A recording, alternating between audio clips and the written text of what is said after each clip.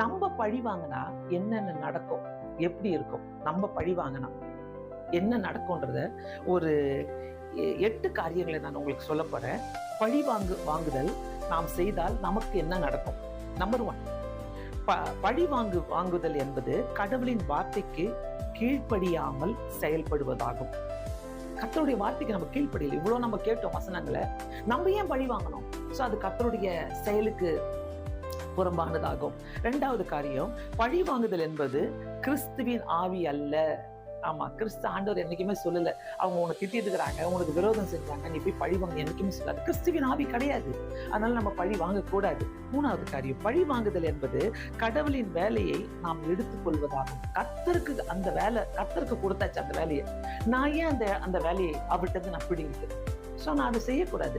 பழி வாங்குதல் என்பது அவருடைய வேலை. அதுதான் அவர் சொல்றாரு, பழி வாங்குதல் எனக்குரியது, நான் பதில் செய்வேன் அப்படின்றாரு. சோ பழி வாங்குதல்